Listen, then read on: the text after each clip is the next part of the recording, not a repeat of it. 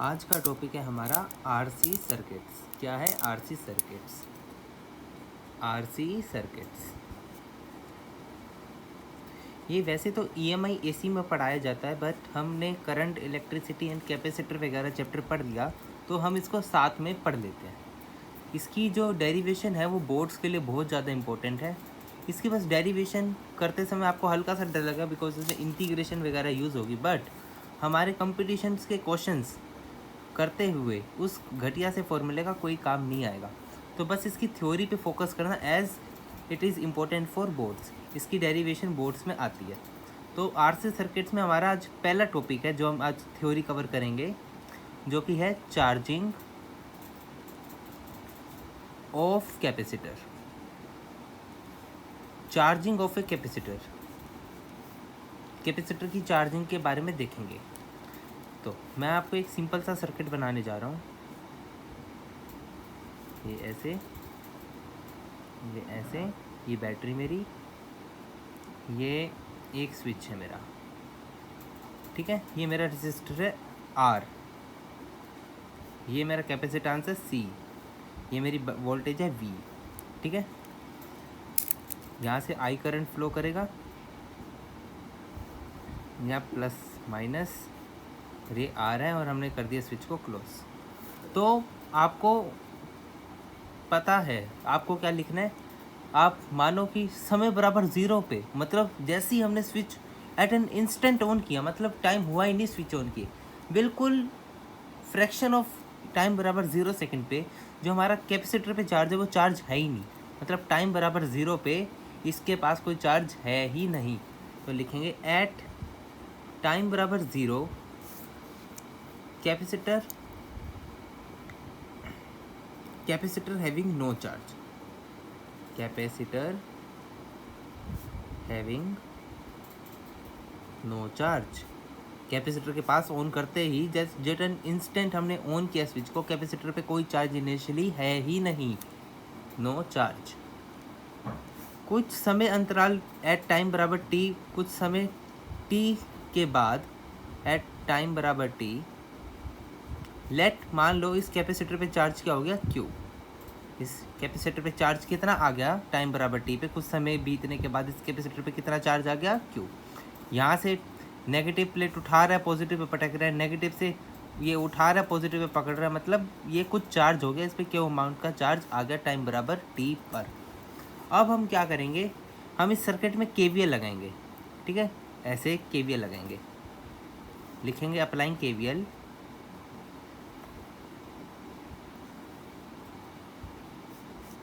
ये आपको लिखना पड़ेगा ऐसे बोर्ड में, ठीक है। KVL लगाएंगे तो देखो, मान लो मेरा यहाँ से स्टार्ट करता हूँ मैं, तो मैं यहाँ से अपना लूप स्टार्ट करूँ तो मैं पॉजिटिव से एंटर हो रहा हूँ, नेगेटिव से निकल रहा हूँ और Q चार्ज फ्लो हो रहा है, तो मैं लिखूँगा -Q/C प्लस। अब मेरा करंट की डायरेक्शन भी इधर है, मेरे लूप की डायरेक्शन भी इधर है, तो करंट की डायरेक्शन इधर, लूप की डायरेक्शन इधर, मतलब -I करंट फ्लो कर रहा है ना, तो लिखूँगा -IR। और ऐसे ऐसे आया। अब मैं नेगेटिव साइड की बैटरी से जा रहा हूँ, पॉजिटिव से निकल रहा हूँ, तो लिखूँगा मैं +V = 0, वही पे पहुँच गया अपने लूप पे। तो ये मेरी KVL की इक्वेशन आई। यहाँ से क्या पता चला, जो हमारा V है वो किसके बराबर है, Q/C + IR के। लो भाई, हमारी इक्वेशन तैयार। अब आपको चैप्टर के इंट्रोडक्शन में भी बताया गया कि कुछ समय के बाद एक ऐसा समय आएगा जब एक कैपेसिटर पूरी सर्किट की वोल्टेज खा जाएगा, मतलब इस कैपेसिटर में इतना चार्ज इकट्ठा हो जाएगा, Q मैक्सिमम हो जाएगा, तो ये सारी वोल्टेज पूरे सर्किट की ले जाएगा, तो इस रेजिस्टर में करंट ही नहीं फ्लो होगा। मतलब ये सर्किट, जो ये कैपेसिटर है, सॉरी सर्किट नहीं, ये जो कैपेसिटर है, एक ऐसा टाइम आएगा जब ये सारी वोल्टेज इसी के पास होगी, मतलब इस रेजिस्टेंस का कोई काम नहीं रह जाएगा। इस स्टेट को हम क्या कहते थे, स्टेडी स्टेट। क्या कहते थे, स्टेडी स्टेट। आपने चैप्टर के इंट्रोडक्शन में ये बात पढ़ी होगी। ये था हमारा स्टेडी स्टेट, ठीक है। स्टेडी स्टेट पे क्या होता है, Q मैक्स हो जाता है। लेट से Q मैक्स हमारा Q0 हो चुका है एट स्टेडी स्टेट, ओके। जब हमारा Q मैक्स बराबर Q0 हो चुका है, सारी वोल्टेज ये कैपेसिटर भैया खा चुके हैं, मतलब अब इस आई आर का कोई काम ही नहीं है, इस आई आर का कोई काम ही नहीं है। तो इससे हम ऐसे लिख सकते हैं जो हमारी वोल्टेज है वो क्यू नोट बाई सी, अब चार्ज क्यू मैक्स बराबर क्यू नोट हो चुका है, कुछ टाइम के बाद सारी वोल्टेज ये खा चुका है, तो अब चार्ज क्यों नहीं रहेगा, क्यों तो एट टाइम बराबर टी पे था, बहुत टाइम बीतने के बाद जब स्टेडी स्टेट आई, जो ये क्यू है ये क्यू नोट में बदल गया। क्यू नोट क्या है, मैक्सिमम चार्ज, जितना ये मैक्सिमम अपने ऊपर रख सकता है। तो मैं लिखूँगा V बराबर Q naught upon C plus I R की वैल्यू 0, बिकॉज इसमें अब करंट जाएगा ही नहीं, ये कैपेसिटर के पास इतना चार्ज इकट्ठा हो जाएगा, मैक्सिमम रेजिस्टेंस अपने सर्किट में भेज देगा, इसके कारण ये करंट को फ्लो करने ही नहीं देगा, ये सर्किट एक तरीके से ओपन हो जाएगा। ठीक है, एट टाइम बराबर T when switch is close, यहाँ पे लिख देना व्हेन स्विच इज क्लोज, जब हमने स्विच बंद कर दिया तब की बात है। ठीक है, अब हमारा V बराबर क्यू नोट बाई सी हुआ, अब क्या लिखेंगे, अब हमारी इक्वेशन क्या थी, ये जो V की आपने वैल्यू निकाली ना, इसको आप इस वाली इक्वेशन में रख दो, V बराबर क्यू नोट बाई सी हम इस स्टेट पे रखते हैं, एज हम स्टेडी स्टेट पे बात कर रहे हैं, हम स्टेडी स्टेट पे बात कर रहे हैं, तो V की वैल्यू स्टेडी स्टेट पे क्या है, क्यू नोट बाई सी है, आप इस इक्वेशन में रख दो। तो यहाँ से क्या आएगा, आई आर बराबर V plus V minus Q by C, I R को मैं उधर ले गया तो V minus Q by C, I R की वैल्यू चाहिए हमें, V की वैल्यू ये रख दो, आई आर बराबर क्यू नोट, और डिनोमिनेटर सेम है तो न्यूमरेटर माइनस में देंगे, Q naught by C, I R की वैल्यू ये आ गई।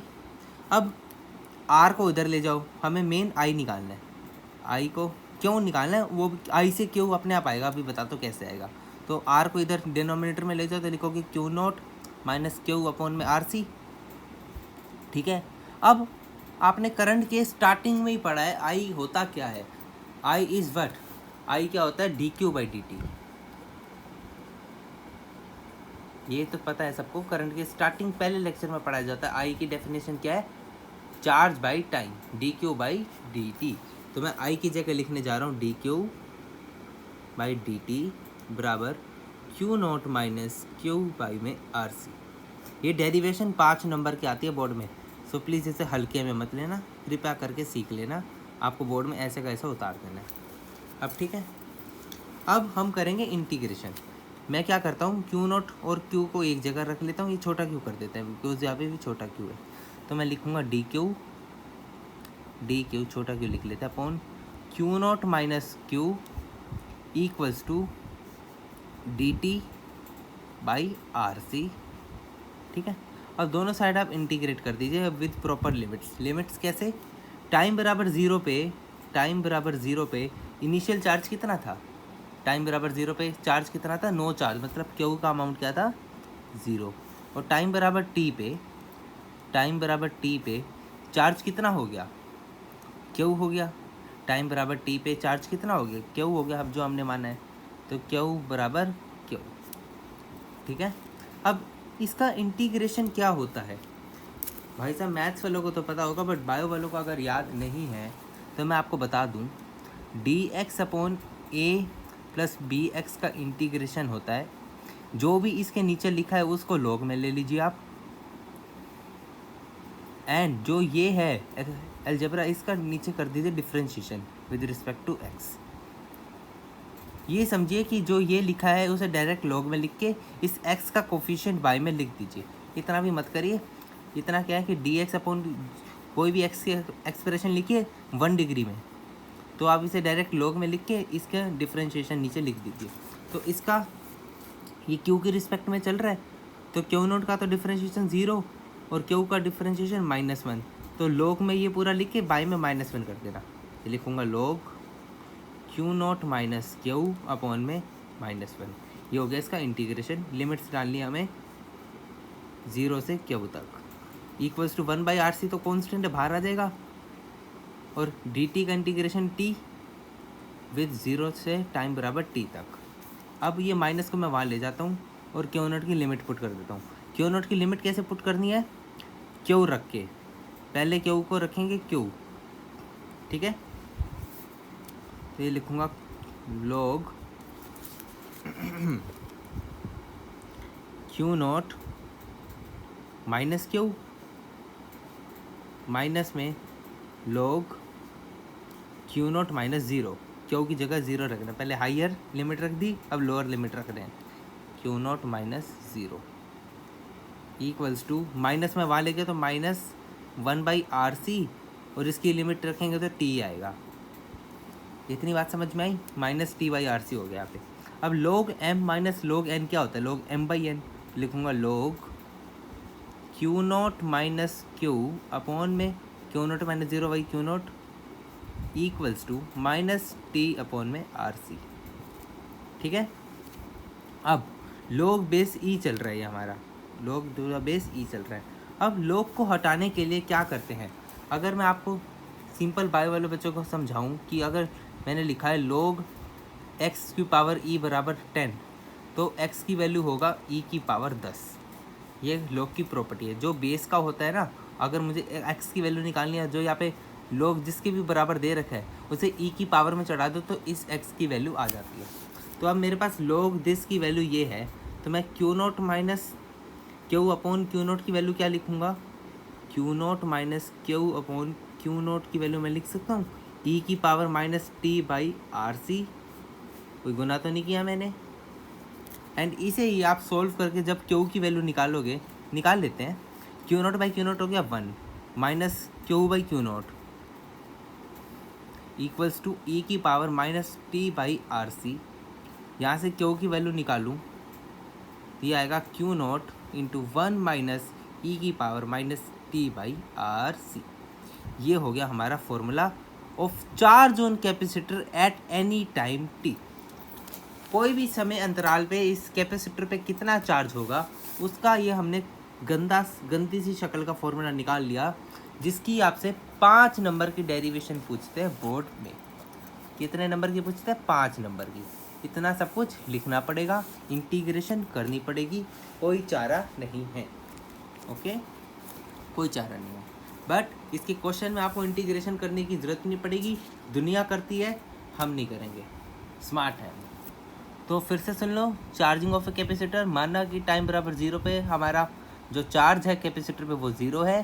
स्विच क्लोज करने के बाद टाइम बराबर t कुछ हो गया होगा, उस समय के अंतराल पे कैपेसिटर पे चार्ज आ गया क्यों, चार्ज क्यों आ गया, मैंने यहाँ पे लगा दिया KVL से लिखा minus Q by C minus IR plus V बराबर 0, V बराबर Q by C plus IR आ गया। बट हमें बात करनी है स्टेडी स्टेट पे। स्टेडी स्टेट पे क्या होता है, हमारा क्यू मैक्सिमम हो जाता है, जिसे मैंने मान लिया क्यू नॉट। जब मेरी स्टेडी स्टेट आ गई तो इस रेजिस्टेंस में करंट नहीं जाएगा, तो IR कट गया, तो V की वैल्यू क्या आ गई, क्यू नॉट बाई सी।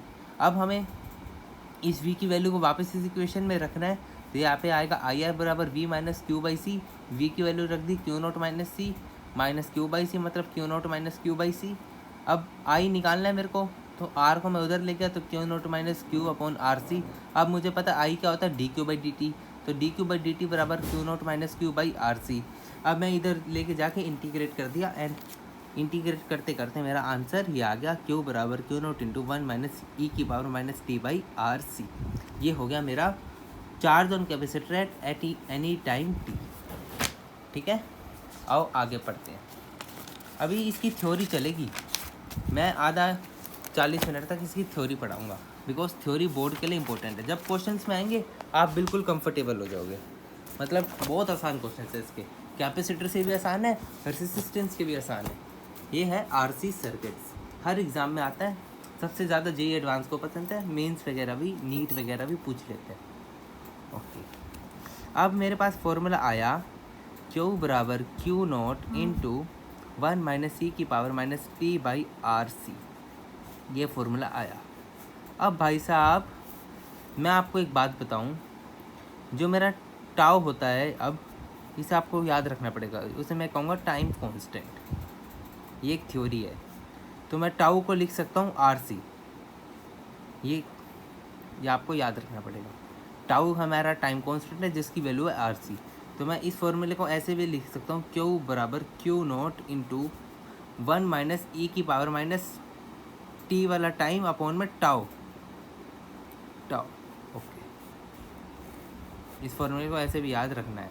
अब कोई नया फॉर्मूला निकालते हैं इसी से। एक सेकेंड।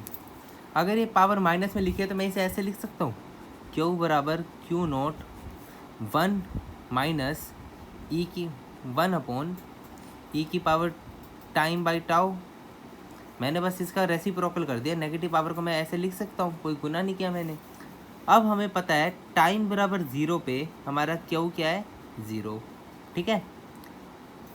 सो कैसे आया क्यू बराबर 0? अब टाइम की वैल्यू 0 पुट करो, टाइम की वैल्यू यहाँ पे 0 पुट करो तो ई की पावर 0 1 हो गया, तो 1 अपॉन 1 1, 1 माइनस 1 0, तो क्यू नॉट इंटू 0 0, मतलब टाइम बराबर 0 पे मेरा इस वाले क्यू की वैल्यू क्या आ रही है, 0 आनी भी चाहिए। हमने फॉर्मूले में माना था, इस यहाँ पे इनिशियल माना था टाइम बराबर 0 पे चार्ज कितना होगा, 0, तो आ गई वैल्यू 0। अब जब मैंने ये तो केस हुआ 1, जब मैंने टाइम बराबर इन्फिनिटी पुट किया, अनंत समय के बाद मैंने क्या देखा, क्यू की वैल्यू आ गई क्यू नॉट। कैसे आई आओ देखते हैं। टाइम बराबर इन्फिनिटी, मैंने टी की जगह इन्फिनिटी रखा, तो ई की पावर इन्फिनिटी इन्फिनिटी, किसी की पावर आप इन्फिनिटी कर रहे हो तो वो इन्फिनिटी आएगा ना, तो ई की power infinity infinity and 1 upon infinity is 0, 1 minus 0 is 1 and 1 into Q not बराबर क्यू नॉट, मतलब क्यू की वैल्यू क्या आ गई, क्यू नॉट।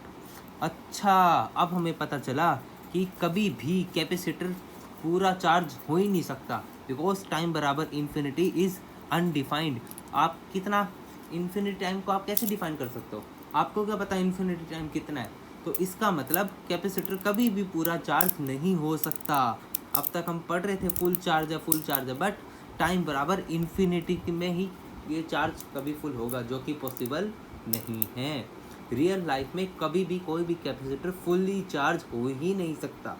ये एक्सप्रेशन हमें यही दिखा रहा है कि कोई भी कैपेसिटर फुल्ली चार्ज हो ही नहीं सकता है। टाइम बराबर इन्फिनिटी इज नॉट डिफाइंड। ये इमेजिनेशन है कि अनंत काल में बहुत टाइम के बाद कैपेसिटर में फुल्ली चार्ज होगा, मतलब Q not maximum charge capacitor पे आएगा, जो कि रियल लाइफ में पॉसिबल नहीं है। ये क्यू नॉट क्या है, मैक्स चार्ज। ओके, अब टाइम बराबर आरसी पे, इस टाइम बराबर आरसी पे कहते हैं हम टाइम बराबर 1 टाइम कांस्टेंट, मतलब टी बराबर आरसी पे जब टाइम की वैल्यू आरसी हो जाएगी तो मेरा क्यू नॉट की वैल्यू क्या होगी, देखते हैं। लिखते हैं क्यू बराबर Q naught into 1 minus 1 upon ई की power R C upon R C. As time को मैंने आर सी पुट कर दिया इधर, आर सी, और टाउ, ये टाउ था, टाउ का मतलब आर सी तो था, टाउ का मतलब मैंने आर सी तो लिखा था, तो R C by R C, मतलब क्यू बराबर Q naught into 1 minus R C by R C 1, तो ई की पावर 1 ई, तो 1 माइनस 1 बाई। अब 1 बाई ई की वैल्यू होती है 0.37। कैसे आई, ई की वैल्यू 2.7 अप्रोक्स होती है, 1 अपॉन 2.7 करना तो 0.37 अपने आप आ जाएगी, करके देख लेना। वैसे ये याद ही होती है बच्चों को, ई की वैल्यू 2.7 एंड 1 अपॉन ई की वैल्यू 0.37, तो क्यू बराबर क्यू नॉट इंटू 1 माइनस 0.37, तो आया क्यू बराबर 0.63 इंटू क्यू नॉट। मतलब टाइम बराबर आर सी, मतलब टाइम बराबर 1 एट 1, इसे हम क्या कहते हैं, 1 time constant, at 1 time constant. क्या लिखेंगे, एट 1 टाइम कॉन्स्टेंट। जो हमारा क्यू है वो 0.63 इंटू क्यू नॉट है। इस एक्सप्रेशन से मुझे क्या पता चल रहा है, एट 1 टाइम कॉन्स्टेंट जो हमारा कैपेसिटर है, capacitor is 63% charged. Okay, 1 at time बराबर 1 टाइम कॉन्स्टेंट पे जो हमारा कैपेसिटर होता है वो 63% चार्ज हो जाता है। इसका ग्राफ बनाए तो कैसा बनेगा, आओ देखते हैं ग्राफ कैसा बनेगा। ग्राफ देखते हैं कैसा बनेगा। ग्राफ कुछ ऐसा बनेगा, एज ये एक्सपोनेंशियल फंक्शन है, इसका ग्राफ भी एक्सपोनेंशियली ऐसे बढ़ेगा। कभी क्यू नॉट नहीं होगा, बट क्यू नॉट के पास हो जाएगा। एंड टाइम बराबर आर सी पे कितना हो जाएगा, अभी हमने निकाला, टी बराबर आर सी पे ये कितना हो जाएगा, 0.63 ऑफ क्यू नॉट, मतलब 0.63 ऑफ क्यू नॉट, ये इतना हो जाएगा टाइम बराबर आर सी पे। ये एक्सिस है क्यू की, चार्ज की, और ये एक्सिस है टाइम की। अभी देखना है वोल्टेज का भी सेम ग्राफ बनेगा, सेम ऐसे देखना। क्या करूँगा, मेरा ये फॉर्मूला है भाई साहब इतना प्यारा सा, ये वाला मुझे पता है, अब नहीं वोल्टेज के लिए लिखते हैं, फॉर वोल्टेज के लिए लिखेंगे तो क्या होगा, देखो हमें पता है Q बराबर Q नोट इंटू 1 माइनस ई की power minus T by tau. ये हमने ये देखा, ये मैंने सेम लिख दिया। अब आपको पता है कैपेसिटर के लिए फॉर्मूला क्या होता है, Q बराबर सी वी, और अगर मेरा Q नोट होगा तो ये होगा सी वी नोट, एस कैपेसिटेंस तो बदलता नहीं, तो मैं इसकी जगह लिख सकता हूँ सी वी बराबर सी वी नोट इंटू 1 माइनस ई की पावर, ये तो सेम ही रहेगा, टी बाई टाउ, माइनस में सी से सी गया तो वी वोल्टेज क्या आ गई, वी नोट इंटू 1 माइनस ई की power minus T by tau,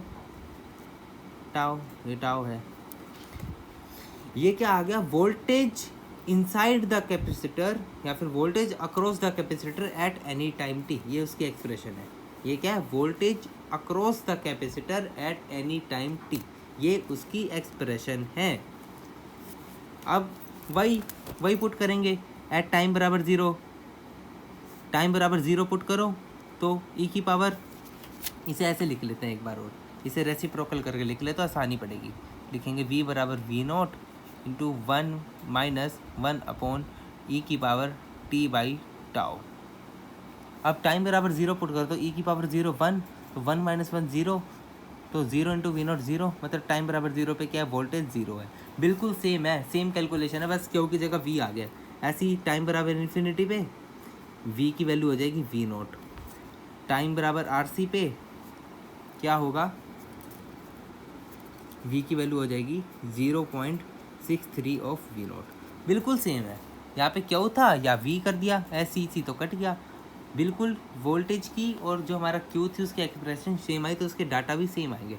time बराबर 0 पे वोल्टेज अक्रॉस कैपेसिटर 0, टाइम बराबर अनंत मतलब इन्फिनिटी पे वोल्टेज होगी वी नोट। वी नोट क्या है, मैक्सिमम वोल्टेज, हद से हद जितनी मैक्स वोल्टेज है अटेन कर सकते हैं।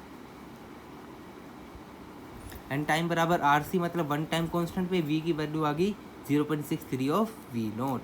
इसका भी ग्राफ कुछ ऐसे ही बनेगा, ग्राफ बना देते हैं, इसका ग्राफ भी कुछ ऐसे ही बनेगा। ये मेरा वी का एक्सिस, ये टाइम का एक्सिस, ये भी एक्सपोनेंशियली राइज करेगा, हाईएस्ट इसकी होगी वी नोट, और टाइम बराबर आर सी पे ये होगा 0.63 ऑफ वी नोट। ये टाइम एक्सिस, ये वोल्टेज एक्सिस। ठीक है, इतनी बात समझ में आई। अब आओ एनर्जी पे आ जाते हैं। इसके बाद थ्योरी ख़त्म भाई साहब, उसके बाद हम करेंगे क्वेश्चंस। क्या करेंगे, क्वेश्चंस। एनर्जी हमको पता है, यू कैपेसिटर की एनर्जी कितनी होती है, हाफ सी वी स्क्वायर। मतलब मैं यहाँ से v की वैल्यू निकालूँ तो v की वैल्यू क्या आएगी, √2u/c। ये v की वैल्यू आई। हमारी पुरानी इक्वेशन क्या थी v वाली, V naught into 1 minus 1 upon ई की पावर t बाई टाउ। ये टाउ है, टाउ। अब यहाँ पे v की जगह ये रख दो भाई साहब, क्या होगा, √2u/c बराबर, अगर v है तो ये और v नोट है तो u नोट लगा देना, c पे तो कुछ फ़र्क पड़ेगा नहीं। मैं लिखूँगा 2u naught upon c into 1 minus 1 upon ई की power t by tau. Okay, दोनों साइड स्क्वायर कर दो तो रूट हट जाएंगे, तो आएगा 2u/c बराबर 2u naught by C into इसका होल स्क्वायर 1 माइनस 1 अपॉन ई की पावर t बाई टाउ का होल स्क्वायर। तो c से c कटा, 2 से 2 कटा, तो फाइनल एक्सप्रेशन क्या है हमारे पास, u बराबर u नोट 1 माइनस 1 अपॉन ई की power time by tau, tau मतलब भाई आर सी, ठीक है, होल स्क्वायर। इसकी आपको दो बातें याद होना ज़रूरी है कि टाइम बराबर 0 पे एट टाइम बराबर 0 u की वैल्यू होती है 0, एंड एट टाइम बराबर इन्फिनिटी u की वैल्यू होगी u नॉट। बस सिंपल सी दो बातें, इसमें टाइम बराबर आर सी वाला चक्कर नहीं है भी तो आप निकाल लेना होल स्क्वायर करके, कौन इतनी फालतू कैलकुलेशन करे। ठीक है, अब हमारी ये आरसी सर्किट की थ्योरी कंप्लीट हुई। अब आओ इसके क्वेश्चंस पे चलते कि क्वेश्चंस कैसे आते हैं। भाई साहब क्वेश्चंस की मैं आपको ट्रिक्स बताऊंगा। क्या बताऊंगा, ट्रिक्स। तो आपको पहली हेडिंग लगानी है problem solving technique for RC circuits. ठीक है, तो टेक्निक नंबर 1, टेक्निक क्या है आपको बस केसेस बताने। तो case number 1, okay, case number 1 आपको जो मैं अब सर्किट बनाऊंगा और एक बात लिखूंगा वो आपको गांठ बांध लेनी है। अगर आपने वो बात गांठ बांध ली तो आपसे एक क्वेश्चन भी नहीं छूटेगा। बस वो गांठ बांध लेना बात को। ये कैपेसिटर, ये है हमारा स्विच प्यारा सा, एंड ये हमारी बैटरी। यहाँ वोल्टेज V है, ये स्विच है हमारा, ये कैपेसिटर है C, ये रेजिस्टेंस R, ये R, ये R। ठीक है, ये वोल्टेज V। आपको एक बात याद रखनी है, टाइम बराबर 0 पे क्या होगा, ये आपको बात याद रखनी है प्लीज़। ये बात ही है, इसी शब्द में गेम है। ये शब्द, ये जो लाइन लिखूंगा अगर आपको ये याद रहेगी तो आपको क्वेश्चन में जोड़ घटाव नहीं करनी। ये लाइन लगा, ये लाइन, ये बस ये देखना टाइम बराबर 0 दे रखा है और जो लाइन लिख रहा हूँ वो अप्लाई कर देनी है क्वेश्चन में, बात खत्म। एक एक वर्ड सुनना। लाइन है कैपेसिटर हैविंग नो चार्ज। तो हमने पढ़ा था डेरिवेशन के टाइम की टाइम बराबर 0 पे कैपेसिटर पे चार्ज होता ही नहीं है, charge, and hence it offers 0 resistance. मतलब कैपेसिटर की कुछ औकात ही नहीं है सर्किट में, वो अपना कोई भी रेजिस्टेंस ऑफर नहीं कर पाएगा, resistance, and it just behaves like a 0 resistance wire. भाई साहब, टाइम बराबर 0 पे कैपेसिटर में चार्ज 0 है। अगर कैपेसिटर में चार्ज 0 है तो उसका कुछ औकात ही नहीं है सर्किट में। टाइम बराबर, अगर चार्ज 0 है तो वो बेचारा रेजिस्टेंस ऑफर क्या करेगा, मतलब वो कैपेसिटर नहीं, बस एक सिंपल सी 0 रेजिस्टेंस वायर जो कि आपको ऐसे दिख रही है वैसा ही बिहेव करेगा। मतलब अगर मैंने आपसे इस क्वेश्चन में पूछा होता कि टाइम बराबर 0 पे मुझे क्या चाहिए, आर इक्विवेलेंट चाहिए या फिर करंट चाहिए या फिर कुछ भी चाहिए या फिर इन दोनों रेजिस्टेंस में करंट चाहिए टाइम बराबर 0 पे, ये बात है टाइम बराबर 0 पे, अगर मुझे तुमसे आर इक्विवेलेंट या फिर करंट चाहिए तो आप क्या करोगे, ये जो कैपेसिटर है आप इसे बस एक स्ट्रेट वायर मान लोगे। चलो क्वेश्चंस करने से आप इसे बस एक 0 रेजिस्टेंस वायर मान लोगे, मतलब यहाँ कुछ वायर ही नहीं है। तो आपका आर इक्विवेलेंट क्या आएगा, मान लो यहाँ पे टाइम बराबर 0 पे कैपेसिटर की औकात नहीं है तो इसे 0 रेजिस्टेंस वायर मानो। मान लो ये सिंपल ऐसी वायर ज्वाइन कर रही है तो आप सिंपल आर वाला सर्किट जो हमने करंट पे पढ़ा है उससे सोल्व कर दो। आर दो पैरेलल में तो R/2 एंड R/2 और R सीरीज में तो 3R/2, मतलब यहाँ पे R इक्विवेलेंट क्या आ रहा है 3R/2।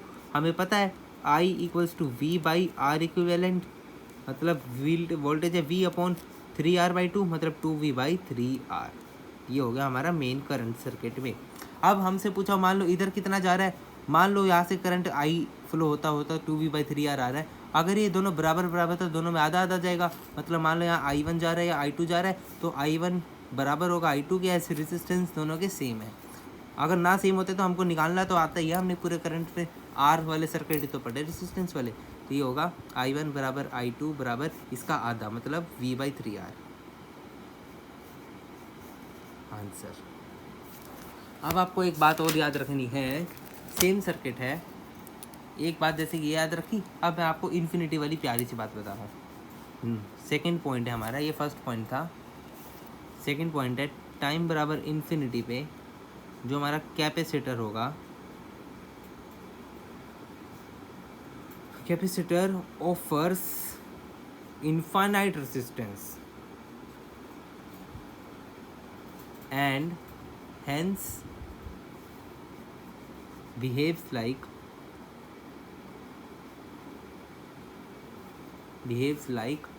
an open circuit।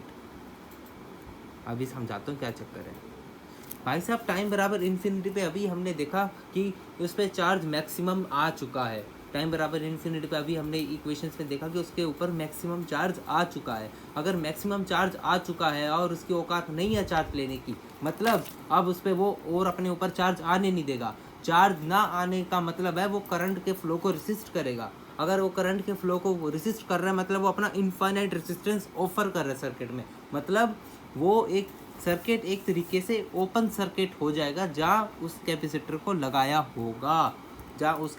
लगाया होगा, लेट्स से ये मेरा यही सर्किट है। अगर मैं आपको टाइम बराबर इन्फिनिटी पे पूछ लूँ कि करंट कितना है इस सर्किट में, तो ये कैपेसिटर लगा है यहाँ, टाइम बराबर इन्फिनिटी पे फुल्ली चार्ज हो गया, ये अपने अंदर और चार्ज जो यहाँ से आ रहा है वो आने नहीं देगा, मतलब ये एक तरीके से यहाँ से सर्किट ओपन हो जाएगा, मतलब यहाँ से और चार्ज आने नहीं देगा, मतलब यहाँ से सर्किट खुल जाएगा, यहाँ पे और करंट फ्लो ही नहीं कर पाएगा। अगर यहाँ से करंट फ्लो ही नहीं कर पाएगा तो आपको एक काम करना है, टाइम बराबर इन्फिनिटी पे आपको कभी भी कह दे कि करंट निकालो, तो जहाँ आपको कैपेसिटर दिख रहा है आप उसकी ब्रांच को उखाड़ के फेंक दो, वो चार्ज ही नहीं आने देगा, तो इस ब्रांच का काम ही क्या, इस ब्रांच को उठा के निकाल दो।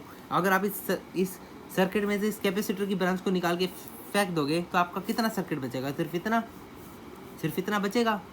मेरा कैपेसिटर इस ब्रांच में था, टाइम बराबर इन्फिनिटी की बात हो रही है, अगर टाइम बराबर इन्फिनिटी की बात हो रही है तो मैं जहाँ पे मेरा वो है उसको छुपा लूँगा, तो मेरा सर्किट कितना बचा, आर और एक स्विच था जो मैंने क्लोज कर रखा है और ये वोल्टेज, तो मेरा आर इक्विवेलेंट क्या हो गया 2R, मेरा करंट क्या आएगा V/2R, बस बात कर रहा हूँ। और अगर सीरीज़ है तो करंट भी सब में सेम जाएगा, तो टाइम बराबर इन्फिनिटी पे आर इक्विवेलेंट क्या आ रहा है 2R, तो आई क्या आ गया V/2R, और अगर सीरीज है तो ये दोनों रेजिस्टेंस में करंट सेम जाएगा।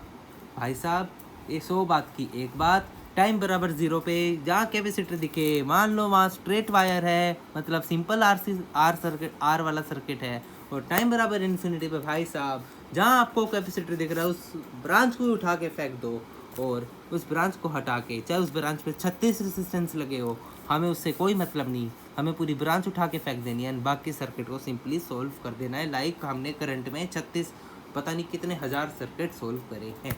ये है आरसी सर्किट के क्वेश्चंस करने का मेन फंडा। जेई मेन एंड नीट यही तक पूछेगा सवाल, एडवांस है भाई साहब, वो ऑब्जेक्टिव पेपर नहीं है, वो एनी टाइम टी पे पूछ सकता है, वो कहीं भी खेल कर सकता है, उसकी हम आगे चर्चा करेंगे, बट अभी इतना नहीं पढ़ाया, सो अभी हम सिंपल क्वेश्चंस करेंगे। तो अभी हमें कितने क्वेश्चंस कराए हैं, 1 2 3 4 5 क्वेश्चंस, हद मार के 2 या 4 मिनट या 5 मिनट लग जाएंगे, ठीक है। तो आप क्वेश्चंस करेंगे, अब क्वेश्चंस करेंगे, तो आप पहला क्वेश्चन फटाफट करेंगे, मेरी फेयर नोटबुक है, देखो मैं फेयर नोटबुक में काम कर रहा हूँ। पहला क्वेश्चन है, एज शोन इन फिगर क्या है भाई साहब बना लेते हैं, ये मेरा 1 ओम का रेजिस्टेंस, ये 6 ओम का, ये 12 वोल्ट की बैटरी, ये मेरा स्विच भाई साहब, ये 2 माइक्रोफराड का कैपेसिटर, एंड ये 3 ओम। हमसे पूछा टाइम बराबर 0 पे इसका आर सर्किट निकालो, ओके। टाइम बराबर 0 पे जो करंट है 1 ओम रेजिस्टर में वो निकालना है, टाइम बराबर 0 पे find current in 1 ohm resistance, ठीक है। अब टाइम बराबर 0 की बात कर रहा है, जैसे ही मैंने आपको बताया था टाइम बराबर 0 पे कुछ नहीं करना, जहाँ कैपेसिटर है उसे मान लेना एक स्ट्रेट वायर है, 0 रेजिस्टेंस वायर है, तो 6, अगर ये 0 रेजिस्टेंस वायर है तो ये 6 और 3 पैरेलल में, 6 3 का पैरेलल 2 और 2 + 1 3, तो आर इक्विवेलेंट क्या आ गया 3, तो आई क्या होगा V/R मतलब 12/3 मतलब 4 एम्पियर, 4 एम्पियर है, यहाँ तक 4 एम्पियर जा रहा है। अब मुझे इस वाले रेजिस्टेंस में निकालना है, रेजिस्टेंस 2 सेकेंड, 1 ओम कौन सा ये है ना, तो 4 एम्पियर ही तो जा रहे हैं 1 ओम में से, तो आंसर क्या हो गया 4। हमें ये वाला करंट निकालना था, मैं सोचा इसका निकालना था, डिवाइड कर देते, तो 1 आई इन 1 ओम कितना आ रहा है 4 एम्पियर, आंसर खत्म। देखो कितना छोटा क्वेश्चन था, क्वेश्चन से छोटा आंसर था। अगला क्वेश्चन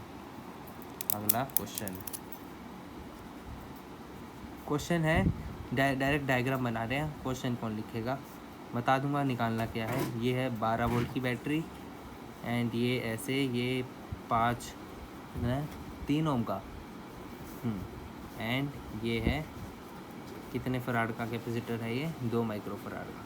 ये भी टाइम बराबर 0 पे निकालना है इसका, ठीक है। टाइम बराबर 0 पे करंट निकालना है 1 ओम के रेजिस्टर में। अरे ये क्वेश्चन तो कर गया, गलती से वापस बना दिया मैंने, हे भगवान, ये वही तो किया था अभी। तो दूसरा क्वेश्चन है हमारे पास, ऐसे, ये ऐसे, ये ऐसे, ये ऐसे, ये ऐसे, ये 10 वोल्ट की बैटरी, ये स्विच, ये ऐसे, ये 2 माइक्रोफराड। कैपेसिटर का काम ही नहीं है, चाहे जितनी वैल्यू दे दो भाई साहब, आखिरी में ये सब कटने हैं।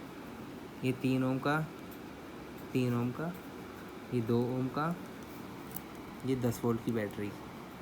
ओके, यहाँ पे पूछ रहे हैं टाइम बराबर, ये पूछ रहे हैं current through the battery at an instant बराबर टाइम बराबर 0 की बात कर रहे हैं। Current through the battery time बराबर 0। अब देखो टाइम बराबर 0 है, टाइम बराबर 0 मतलब कैपेसिटर की वायर स्ट्रेट कर दो, मतलब इसे 0 रेजिस्टेंस वायर मानो। अब भाई साहब मेरा रेजिस्टेंस के अक्रॉस मैंने स्ट्रेट वायर लगा दी ऐसे, मतलब एक रजिस्टर के बीच में 0 पोटेंशियल लगा दिया, मतलब ये रजिस्टर शॉर्ट सर्किट मार गया। अगर ये शॉर्ट सर्किट मार गया तो मेरा नेट इक्विवेलेंट रेजिस्टेंस 2 ही बचा, तो मतलब R इक्विवेलेंट है 2 और वोल्टेज है 10, तो करंट क्या आ गया V/R, 10/2 मतलब 5 एम्पियर। आंसर खत्म, हटाओ इसे। लास्ट क्वेश्चन आज का, इजी सा क्वेश्चन, ओके ये भी कर देते हैं एंड टॉपिक ख़त्म आज का, जो पढ़ाया था वो ख़त्म। वोल्टेज भाई साहब ये है R/2, ओके ये है R, ये है C, ये है C है, ये 2C है, ये है 2R, ये है 2R, और यहाँ पे कुछ नहीं है, एंड ये सर्किट, ये मेरा स्विच, और ये हुआ। हमें निकालना टाइम बराबर 0 एंड टाइम बराबर इन्फिनिटी, दोनों पे करंट इन ईच ब्रांच, मतलब इसमें I1 मान लो जा रहा होगा, इसमें I2 जा रहा होगा, इसमें I3 जा रहा होगा। हमें ये करंट निकालना है टाइम बराबर 0 पे एंड टाइम बराबर इन्फिनिटी पे। तो टाइम बराबर 0 पे निकालते हैं, निकालेंगे टाइम बराबर 0 पे। टाइम बराबर 0 पे भाई साहब कैपेसिटर मतलब स्ट्रेट वायर, स्ट्रेट वायर है, तो ये सिंपल सर्किट हो गया, ये पैरेलल, ये पैरेलल, ये parallel, 2R parallel R parallel R/2 and R/2 now in series, मतलब R इक्विवेलेंट क्या आ गया, बराबर R आ गया। R इक्विवेलेंट बराबर R, मतलब I क्या हो गया V/R, ठीक है, I क्या आ गया V/R। अब यहाँ से V/R जा रहा है, अगर मुझे इसमें करंट निकालना है तो मैं इन दोनों को ज्वाइन करके एक मानता हूँ, 2R R। अगर V/R R है तो आधा इसमें आधा इसमें, मतलब यहाँ कितना करंट जाएगा V/2R, और इसमें कितना करंट जाएगा V/2R। अब V/2R करंट यहाँ आ रहा है, फिर इसे आधा आधा बटना, बिकॉज ये दोनों इक्वल है, तो V/2R का आधा क्या होगा V/4R एंड V/4R। मतलब टाइम बराबर 0 पे इसमें करंट है V/2R, इसमें करंट है V/4 और इसमें करंट है V/4R। क्वेश्चन खत्म टाइम बराबर 0 के लिए। इन्फिनिटी के लिए भाई साहब उससे भी आसान है। टाइम बराबर इन्फिनिटी पे क्या होगा, इधर देख लेते हैं। टाइम बराबर इन्फिनिटी पे हमें पूरी ब्रांच ही उखाड़ लेनी है कैपेसिटर की, ये ब्रांच कट गई भाई साहब, ये ब्रांच कट गई। टाइम बराबर इन्फिनिटी पे जहाँ कैपेसिटर लगा पूरी ब्रांच उखाड़ के फेंक दो, रेजिस्टेंस के साथ फेंक दो। अगर रेजिस्टेंस के साथ फेंक दी, ये मतलब ये दोनों ब्रांचें गई सर्किट से, तो मेरा कितना बचा R/2 और 2R बचा। इसका R इक्विवेलेंट क्या होगा 2R + R/2, दोनों सीरीज में, ये मेरा ये सर्किट बचा, तो 2R + R/2 मतलब 5R/2। तो I क्या हो गया V/5R/2 मतलब 2V/5R, और मेरे रेजिस्टेंस 2 ही हैं तो दोनों में सेम करंट जाएगा। आंसर टाइम बराबर इन्फिनिटी पे R इक्विवेलेंट है 5R/2, सो करंट क्या हो गया 2V/5R, जो कि दोनों रेजिस्टेंस से सेम पास करेगा। आज का कार्यक्रम खत्म, RC सर्किट की थ्योरी प्लस क्वेश्चंस हो गए, आगे और पढ़ेंगे। ठीक है, बाय।